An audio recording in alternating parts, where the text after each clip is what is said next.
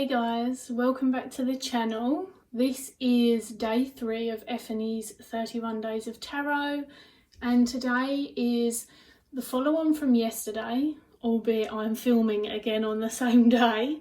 As you can see, I know the lighting's not great, but it's 4 o'clock in the afternoon / evening in England, and therefore that means it's already dark outside. But we're going to roll with it. Today's the top 5 Oracle decks of 2019, with the caveat that they are decks that either came into our collection or were released in 2019. Again, another very easy one for me.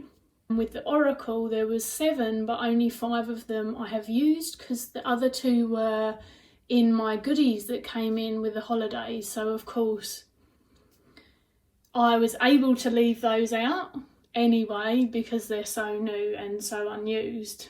So a very, very easy one for me to do. But what I would say is that each of these 5 oracles is genuinely a favourite. There's nothing that I can think of that has disappointed me about any of these decks. They have all fit into my practice in very unique ways. Actually, it's quite a diverse bunch of oracle decks as far as I'm concerned. This is a deck that is not heard of too often, I don't think, but is available, and I believe that they're in Canada. I was gifted this by a lovely friend called The Sleepy Priestess on Instagram and YouTube, but she's actually started her own podcast, and I believe I've been listening to it on Spotify, so that's the only place I can tell you where to find it. And I'm back after a coughing fit. I'm a little poorly, but hopefully you can't tell. So she gifted this to me. It was completely unexpected. She is the only reason I had heard of this deck, and I expressed my just love for what she had shown on her channel. It's called the Broadbent Sisters Clearing Cards, and so of course it's made by the Broadbent Sisters. And it is a mixture of the 2 of their art styles. I don't know if it's coming across on camera. It's more of sort of like a really deep navy black, but it's got that whole black and white feel to it. But again, this isn't white. It's a really nice, it's almost like a washed out pink or purple hue. The cards themselves are very quirky. It feels like a old school handmade deck. You know, none of the cards are cut exactly the same, and the edges wear quite easily, but it kind of adds to the deck. Don't get me wrong, the cardstock is luscious. I just think that's the nature of the sides of it. But more than that, it's, you know, when you get a deck that's so good, you just couldn't give a crap. As long as it's durable, which it is really durable, this deck is just beautiful. And this will actually pop up in a later day of 31 Days of Tarot. So I feel a bit hindered by what I can say about it without spoiling that day, and I'm being mindful of that. But this is one of the decks that I have been using on my Instagram stories as a pick a card. You press A or B in the polls and then you get a little write-up, and people were really enjoying it. Some of the names of the cards might not necessarily speak to you straight away, but the pictures will talk. With this deck, I find that I don't just see stories, but I hear sounds, and I think of colours, and there's just something sort of creative or maybe intuitive, because it doesn't have the colours, and I mean, of course it doesn't have the sounds, but it's a very different experience that, again, I just can't articulate it without ruining when I'm going to discuss it. So just know that this is going to come up again later in the 31 Days of Tarot, and that I will discuss more. But I'm blown away by it. I love the different artworks. It doesn't jar me at all. I actually find it incredibly charming, and it's probably one of my most used in 2019 in terms of, whilst I didn't get it until towards the latter part of the year, I really did go for it when I got it. It's really lovely, and it's worthwhile looking up. As I say, I think that it's still readily available. The following decks are in no particular order again because I couldn't order them. They have just all served such a purpose. This is the Compendium of Constellations, and I managed to get this again for a very reasonable price from a lovely eBayer.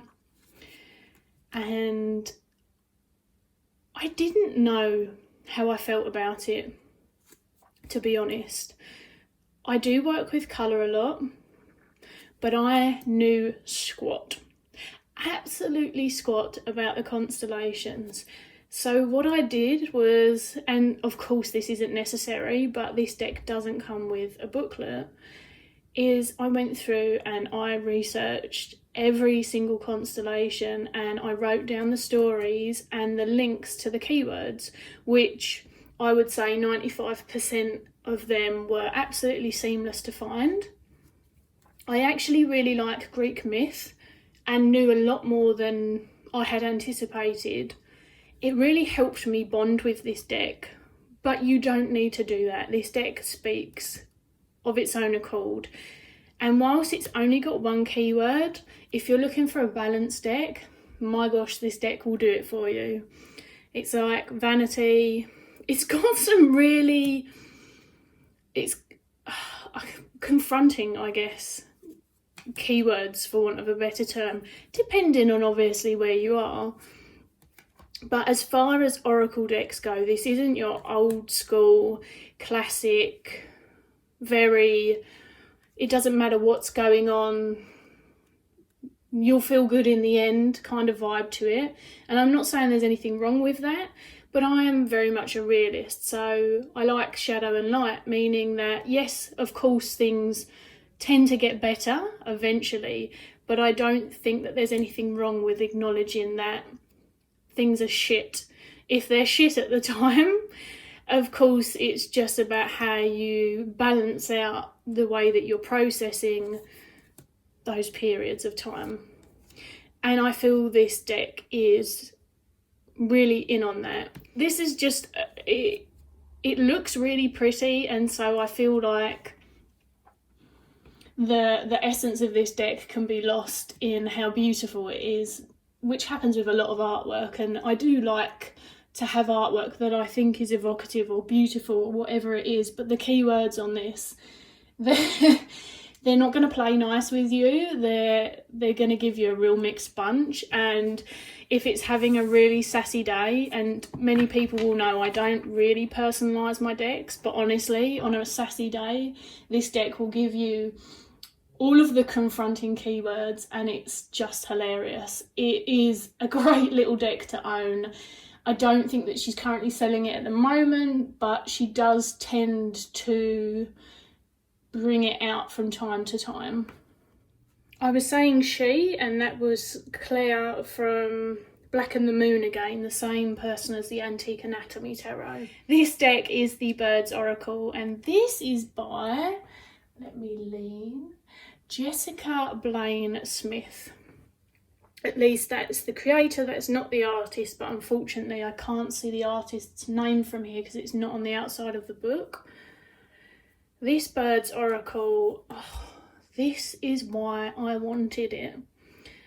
Now,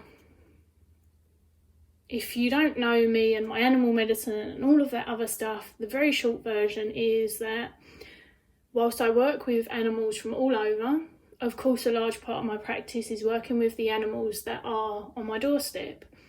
And pigeons, aka rock doves, it's just not a common bird to see in a deck, basically. You get your crows, you get your ravens, and actually I love corvids. I love the corvid family. But there are just some birds that are, and some animals in general, that are just less revered in animal medicine land, which again is something that I really loved about Emmy Brady's Brady Tarot, and what I love about this. And I don't need, of course, I don't need any of this stuff. This is irrelevant anyway, but I certainly don't need to have every single animal that I work with represented in a deck. However, I'm lucky, I'm privileged that I can afford to, I guess, indulge. And so I had the opportunity to do this, and when I saw the pigeon card, I was like, yes.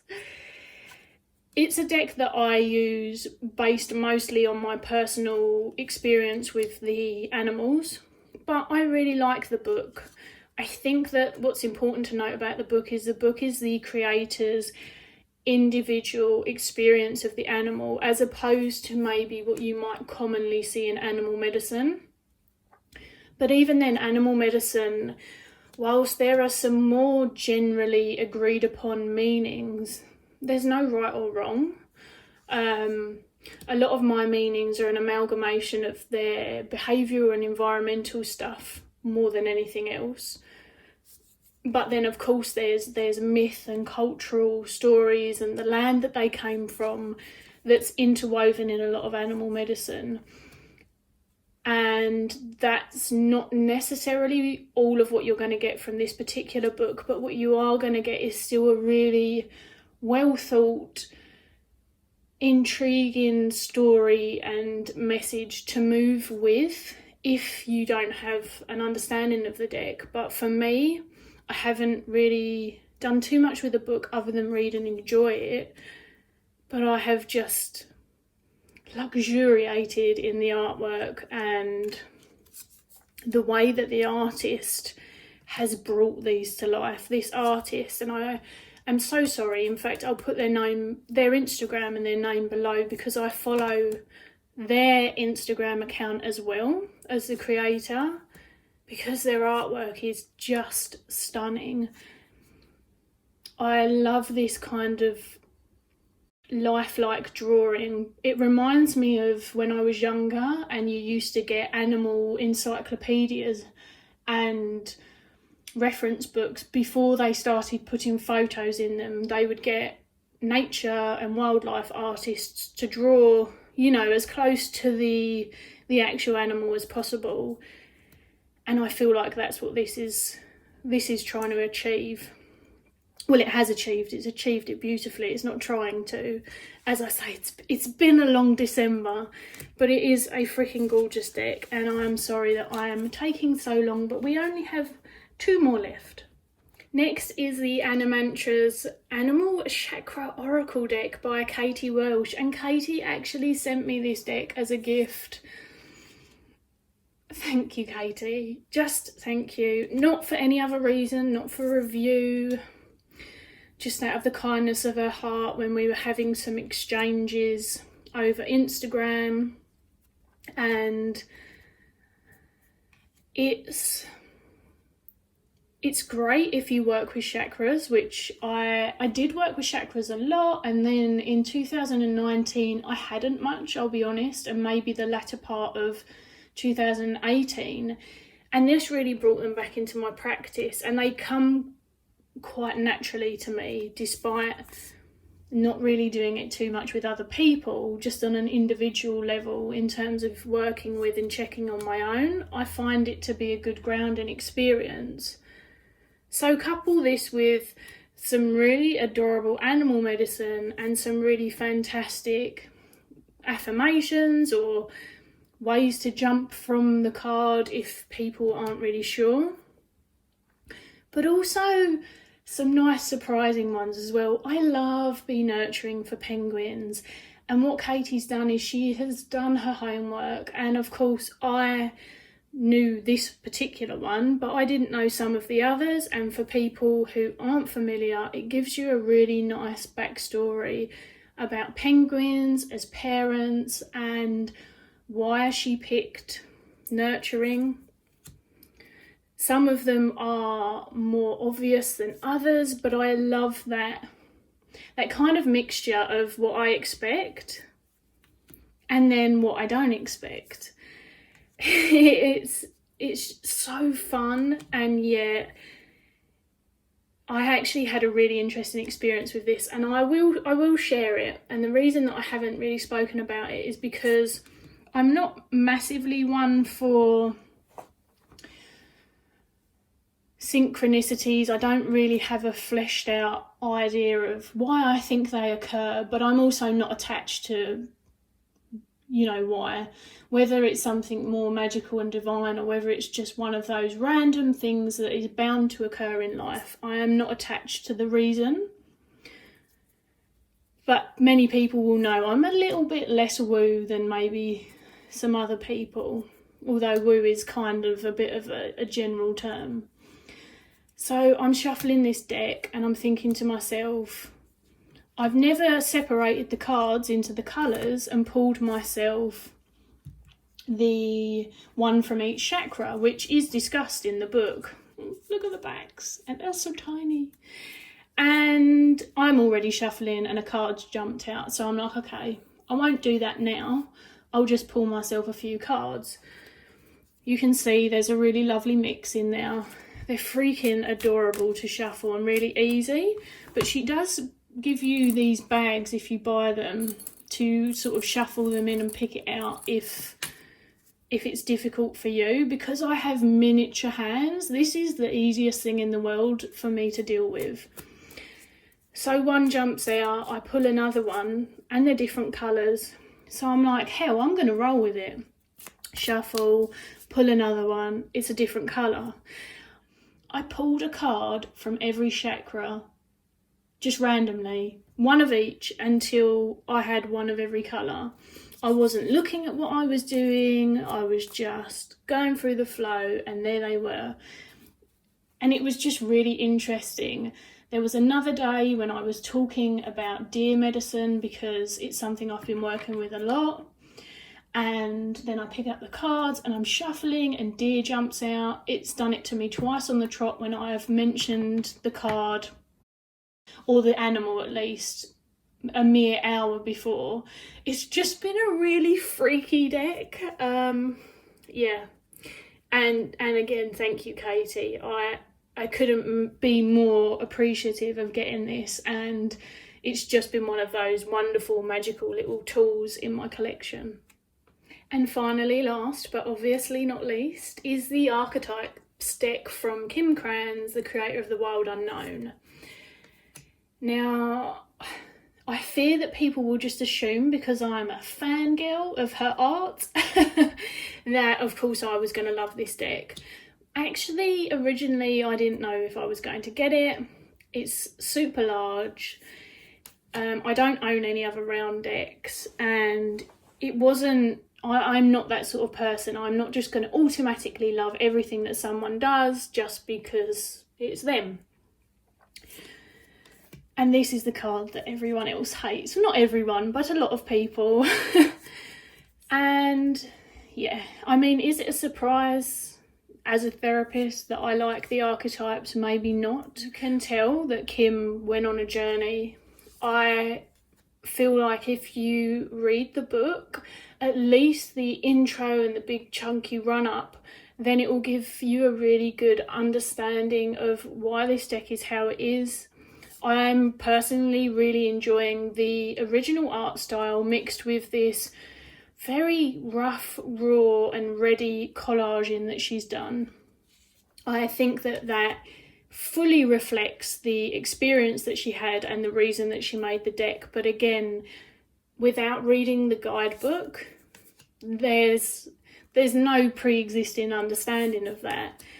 But it does reflect it so well. The colours remain intentional. The archetypes speak for themselves in my experience, and it was a very natural user for me.